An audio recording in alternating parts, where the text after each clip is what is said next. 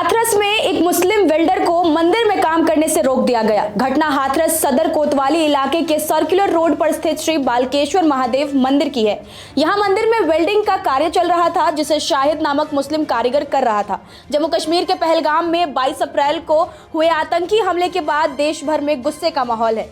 Reports के अनुसार आतंकियों ने हिंदू पर्यटकों की पहचान कर उन्हें निशाना बनाया। इस घटना का असर अब समाज में भी दिखाई देने लगा है। पर क्या लोग ये समझ नहीं पा रहे कि ये पाकिस्तान की चाल है और हम उसमें फंसते जा रहे हैं।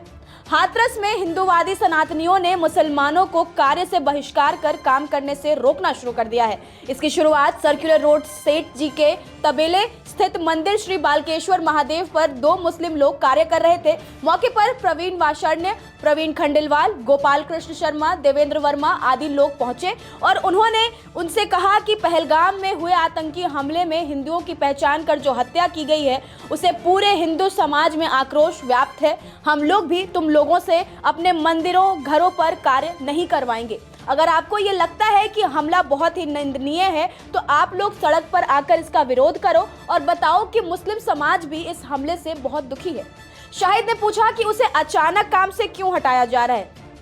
इसके जवाब में प्रवीण वैश्य और अन्य लोगों ने कहा कि पहलगाम में हिंदुओं की हत्या के विरोध में मुस्लिम समुदाय ने कोई आवाज नहीं उठाई, इसलिए अब उनसे दूरी बनाना जरूरी है। प्रवीण वैश्य ने आरोप लगाया कि शाहिद ने अपना धर्म पहले छिपाया था। उन्होंने ये भी कहा कि आतंकी घटनाओं के खिलाफ मुस्लिम समुदाय द्वारा खुलकर विरोध नहीं किया जाता है, जो चिंता का विषय है।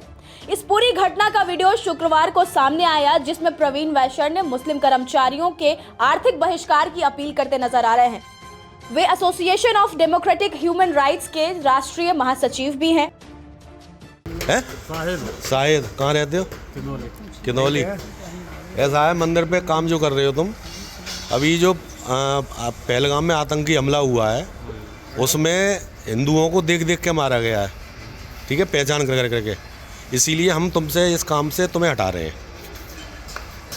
हम काम नहीं करा रहे हैं अपने मंदिर पे तुम्हें, इसीलिए तुम्हारा बहिष्कार कर रहे हैं कि तुम लोग जो है, पूरा इस्लाम जो है हमारे हिंदू सनातन को टारगेट बना रहा है और हिंदुओं को देख देख के मार रहा है। वो मुसलमान ही नहीं है जो आतंकवादी। नहीं, और कैसा होता है?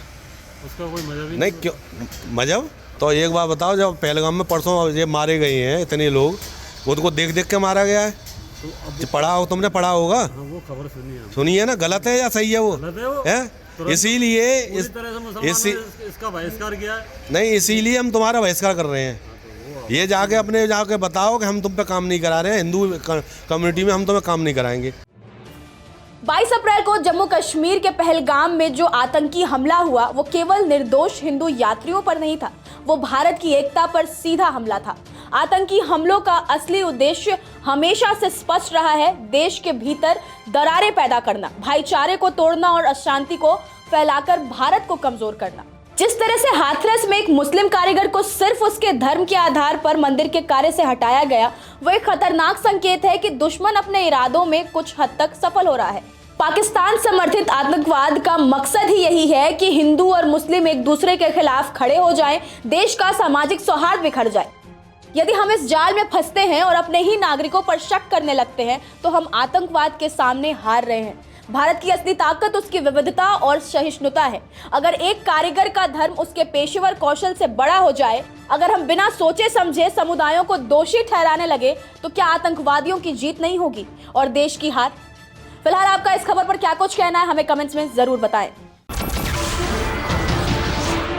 नमस्कार, मैं हूं मानक गुप्ता।